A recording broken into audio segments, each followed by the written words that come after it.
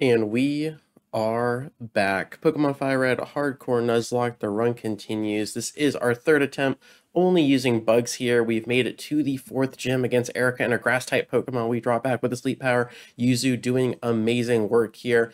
And given Victory Bell's poison typing, this confusion is going to do double damage, get into a nice space there, about 50% HP off the top. We drop back with another confusion, and Victory Bell holds on in the red, however, is still confused. And does Victory Bell hurt herself? And she does not. Instead, she wakes up, sees through the confusion, and then paralyzes us. Unfortunate stuff. On top of that, Erica gets a Hyper Potion down, and the Victory Bell continues to live on, but we land another Sleep Powder here, and it might be more beneficial to swap into another Pokemon because of that paralysis, but we are here in this moment, and Butterfree is trudging forward here. The Gust does about half of confusion, but we were just checking, given that special and physical damage split. We drop back with another confusion, and thankfully Victory Bell is out of range, and we break through the paralysis and take down the Victory Bell. Beautiful stuff. That still leaves two Pokemon on Erica's side of things, and she chooses to go with her Tangela, looking all kinds of frizzled with that pasta coming in hot here. The Giga Drain does absolutely no damage, and we drop back with a Hyper Beam. We are absolutely trolling with a Hyper Beam. I don't know why I wanted to do that, but Butterfree completely flexing as an Ingrain comes down. We recharge, and now we are just going to swap into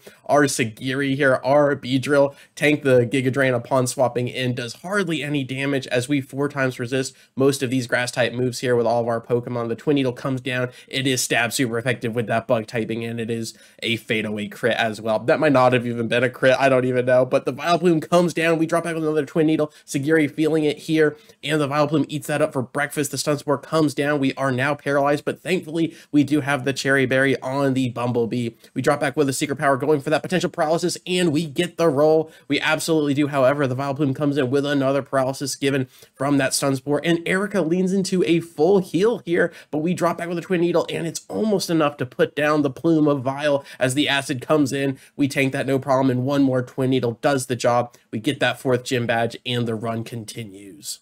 And that means next on the docket is going to be Giovanni here, leading Team Rocket. We sneak into the hideout, and he sends out his Onix first. We answer with the Parasect here, the grass bug typing. We tank the bind, no problem. We drop back with a Bullet Seed. It is special attack damage, and Onix stands no chance as we fade away with the second proc of that Bullet Seed. Yui popping off here. The Rhyhorn comes down and is also 4 times weak to the grass typing. 2 Bullet Seeds is not going to do it. We're going to need that third as Rhyhorn responds with a Tail Whip. We are shaking in our boots, but the bugs do not fear. The bugs do not fear the Rhyhorn, and she drops on the next turn here. Kangaskhan comes in, the ace, and she's rocking a normal typing, gets a flinch off of the bite, moves in for the tail whip. Look at that tiny little tiny little kangaroo in the pouch as the Spore comes down. Now we have access to one of the best utility moves ever, and now we can swap into Sagiri, who has much better chance on the offensive side here as we have Brick Break lined up. It is super effective, doing about 150 power each time, but Kangaskhan eats that pretty well. The kangaroo doing work as we get a critical hit with the Twin Needle, and that is in prime position for another Brick Break as a Tail Whip comes down, dropping Beedrill's defense, but we should be just fine here. We drop back with one more Brick Break, and it is enough. Giovanni is defeated, and these 3 bugs are doing absolute work. And then in the Pokemon Mansion, our rival is waiting with his completely under-leveled team at this point in the game, and Sagiri just has her way with him, completely dismantles his entire squad. The Pidgeotto drops, the Kadabra falls after, the Growlithe comes down, gets a nice cheeky Intimidate off, but I don't think it's going to make much of a difference here. Now, Growlithe is one of the more dangerous Pokemon given access to that fire typing, but we get her or him to the red. The Emperor comes down, does no damage given that level discrepancy. The Paralysis also helping in that regard.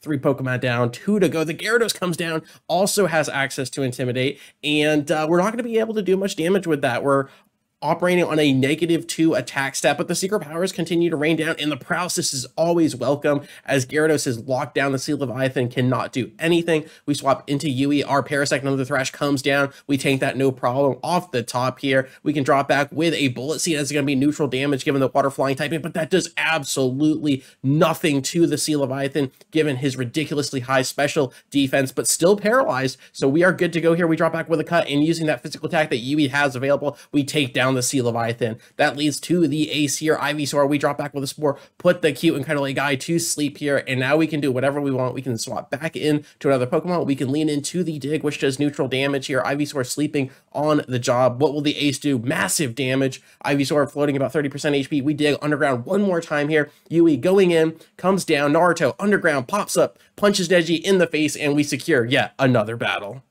That leads us to one of the more difficult fights in the entire run here, and it's going to be our rival in Silph. He sends out his Pidgeot at level 37.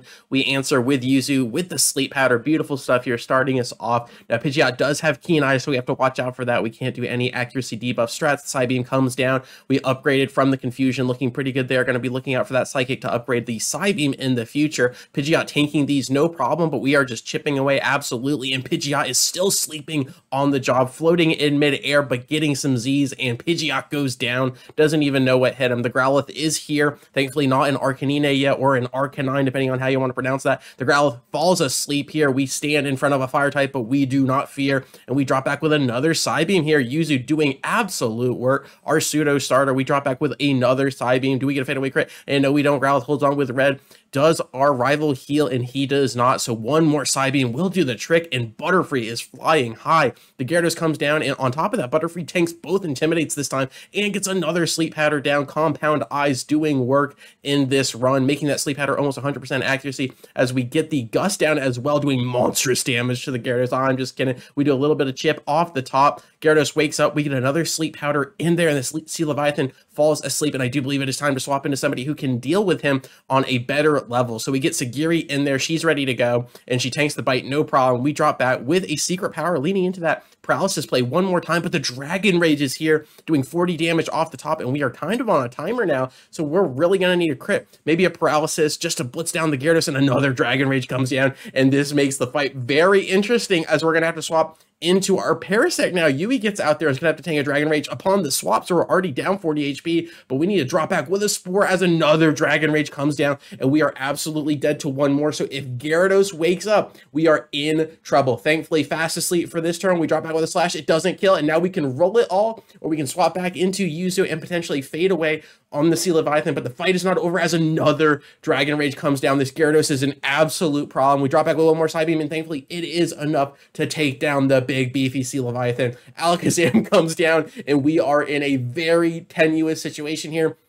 The Calm Mind buff for Reprieve as the special attack and special defense goes up, but thankfully we sneak in a Sleep Powder, so now this is a very tipsy situation. We are going to risk it all, potentially getting Sagiri in there for a one-shot with the Twin Needle, but if Alakazam wakes up, we lose everything. Not just the run, but our dignity as well. As a Stab Twin Needle comes down, it is super effective. We don't even need 2 times there, and we take down the Wizard. And now we got one more Pokemon in the big Venusaur, but we have 3 bleeding out bugs. What can we do here? We pivot into the Sleep Powder, and we absolutely sidestep, as Venusaur does not have Compound Eyes. We put the big beefy starter to sleep, and now Venusaur is taking a nap on the job. We have a super effective Psybeam lined up. It's going to be a 3, potentially a 4 shot, but the Confusion comes down, giving us a little bit of breathing room there as another Psybeam comes down, and Venusaur is in prime position here. Does Veenie hurt himself? And no, he does not. He fades in with a 4 times, not very effective Razor Leaf, so we are looking good there. One more Psybeam comes in. It's not enough, so Venusaur gets another turn. Does the Confusion put him down? And yes, he does. Our rival's ace puts himself down. Yuzu walks out with the team intact, and we are looking fantastic.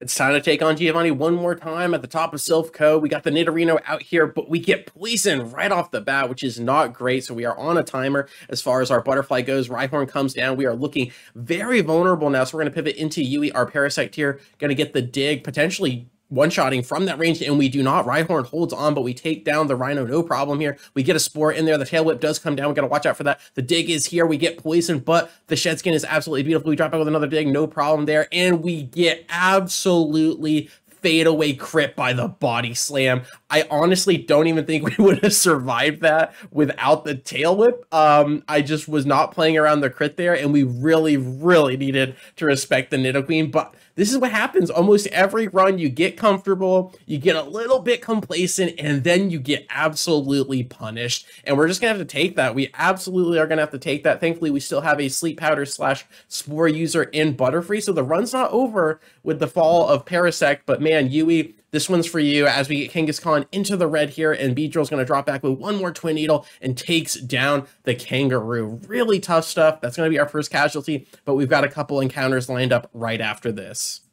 We then run over to the game corner there and buy a Scyther with our coins instead of risking it in the Safari Zone. So now we're up to 3 team members.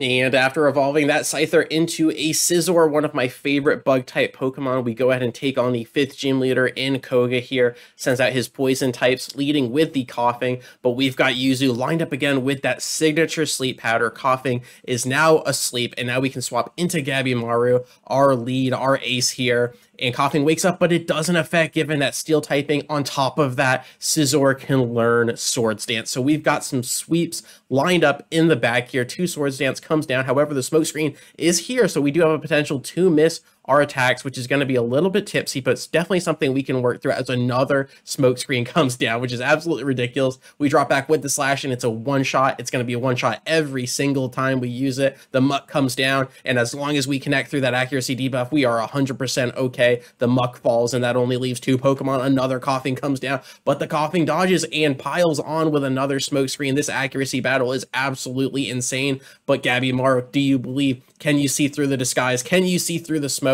And right now he cannot, and he is really struggling, but there is another slash and we break through. Coughing drops, and that only leaves the big chunky Weezing here, and we just need one. All we need is one. Wing attack misses. Weezing drops back with a monstrous tackle, does so much damage off the top as the wing attack comes in. It is stabbed, and it's a fadeaway crit. Koga was here, and Koga is gone.